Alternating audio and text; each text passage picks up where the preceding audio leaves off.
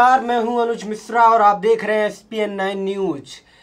2019 की कवायदें शुरू हो चुकी हैं, यानी कांग्रेस और बीजेपी जो है वो पूरी तरीके से जोड़ने और तोड़ने की रणनीति है वो अपना रही है। मैं आपको बता दूं कि कांग्रेस को पूरा भरोसा है कि वो 2019 में पूरी तरीके से सरकार खुद के बल पर नहीं बना पाएगी।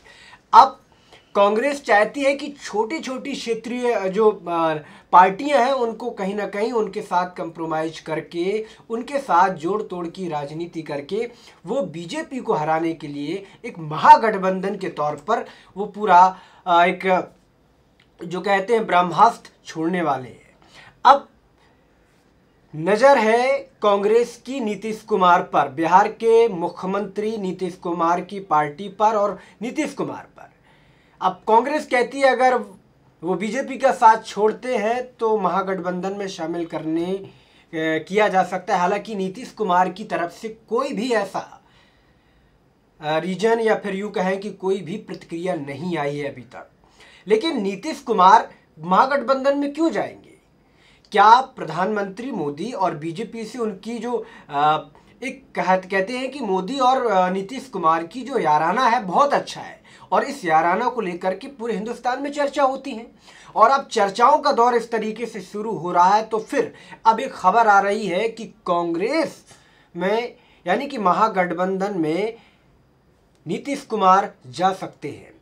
लेकिन वजह भी सामने आ रही है कि अगर बीजेपी ने उनके साथ गठबंधन के तौर पर एनडीए में जो शर्तें रखी गई हैं उनके तौर पर उन्होंने बीजेपी ने काम नहीं किया तो इसमें कुछ भी हो सकता है।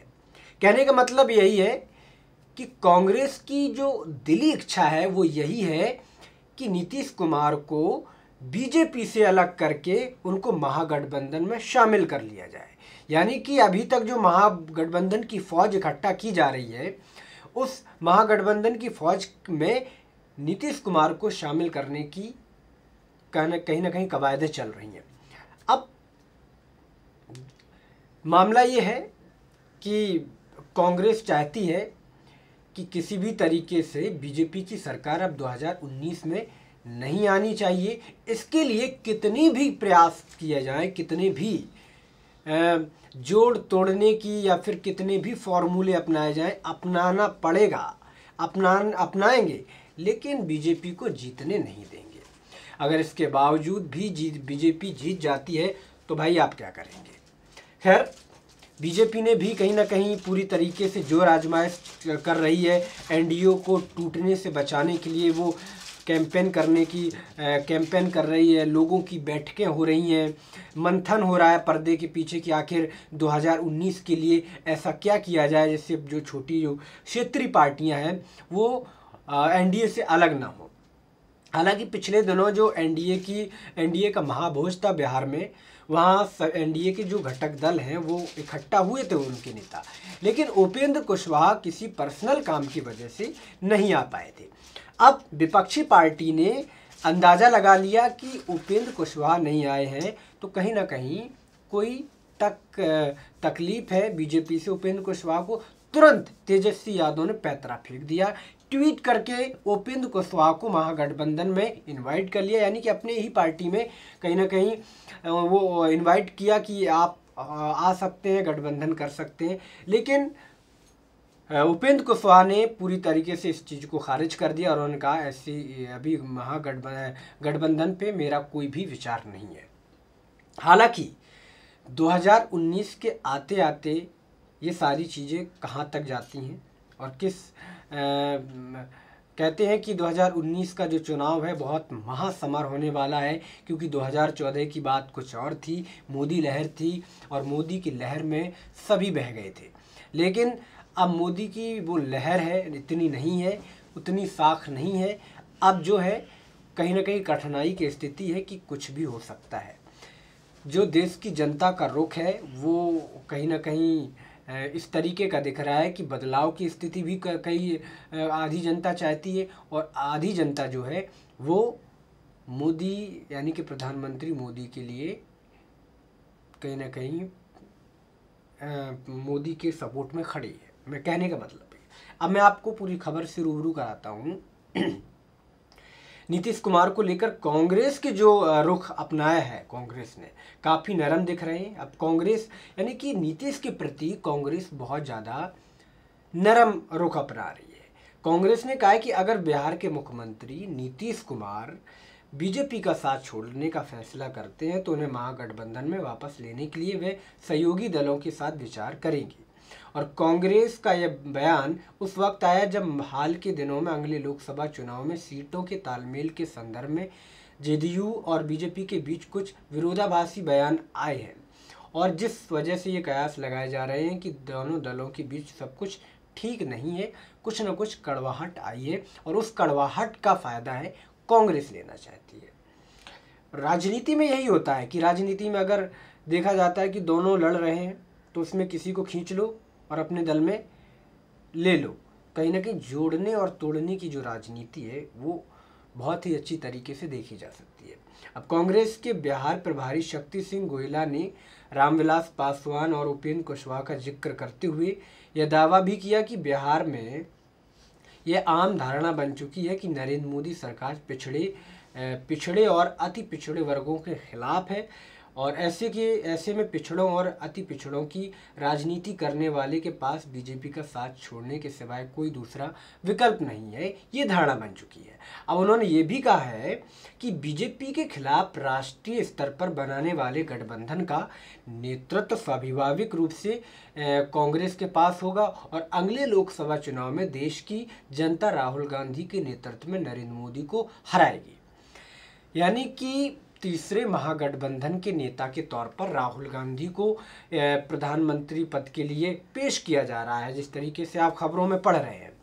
लेकिन राहुल गांधी से अगर पूछा जाए तो वो कहते हैं, लेकिन जब बीजेपी निशाना साध देती है प्रधानमंत्री पद को लेकर के, तो कहीं ना कहीं राहुल गांधी फिर कहते हैं ऐसा कुछ नहीं है, बहुत सारी। अब देखिए, महागठबंधन में राहुल गांधी से ज़्यादा बहुत अनुभवी पॉलिटिशियन हैं जो एक अच्छी तवज्जो रखते, एक अच्छा मुकाम पाया है, जिन्होंने राजनीति में, चाहे वो ममता बनर्जी हों, मायावती हों, मुलायम सिंह यादव हों, और बहुत सारे नेता हैं जो बहुत ज़्यादा उनको अनुभव है।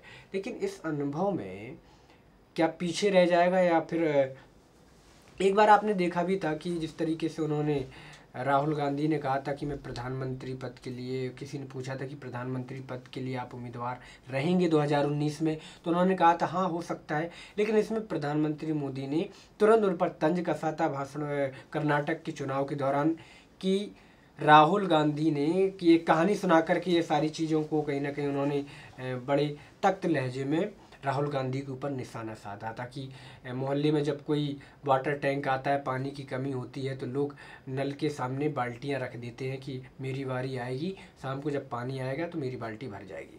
लेकिन राहुल गांधी ने सबको पीछे करके अपने अलग आगे प्रधानमंत्री पद वाली बाल्टी आगे रख दी और सबको पीछे कर दिया है। तो इस पर जम कर के बवाल भी हुआ था। अब जो है कि प्रधानमंत्री मोदी के समक्ष एक ऐसा नेता आना चाहिए जो उनके साथ कहीं ना कहीं टक्कर ले सके। राहुल गांधी के बस की बात नहीं है कि प्रधानमंत्री मोदी के सामने जाकर के टक्कर ले सके, क्योंकि उनमें ज़्यादा क्षमता है, अनुभवी है, और बात जिस तरीके से उनकी भाषा शैली है और जो वो बोलचाल की भाषा में किस तरीके से वो जनता को आकर्षित करने की उनमें जो क्वालिटी है, वो शायद राहुल गांधी के अंदर नहीं है। अब कांग्रेस के जो बिहार के जो शक्ति सिंह गोहिला है, उन्होंने रामविलास पासवान और उपेंद्र कुशवाहा का जिक्र करते हुए भी कहा था कि बिहार के ये आम धारणा बन चुकी है कि नरेंद्र मोदी सरकार पिछड़े और अति पिछड़ों वर्गों के खिलाफ है।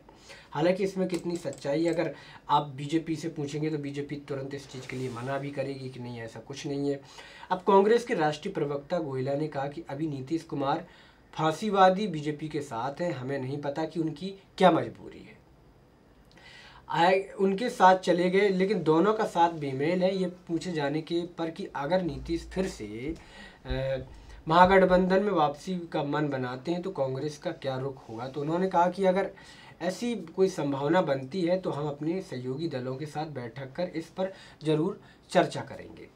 आपको बता दें कि गौर करने वाली ये बात है कि कुछ महीने पहले बिहार में कुछ स्थानों पर हुई सांप्रदायिक हिंसा का हवाला देते हुए तेजस्वी ने हाल में कहा था कि अब नीतीश के लिए महागठबंधन के दरवाजे बंद हो चुके हैं। वैसे हाल के दिनों में बीजेपी और जेडीयू के बीच भी कुछ ऐसी बयानबाजी हुई जिसके ये कयास लगाए जा रहे हैं कि दोनों के बीच सब कुछ ठीक नहीं चल रहा है।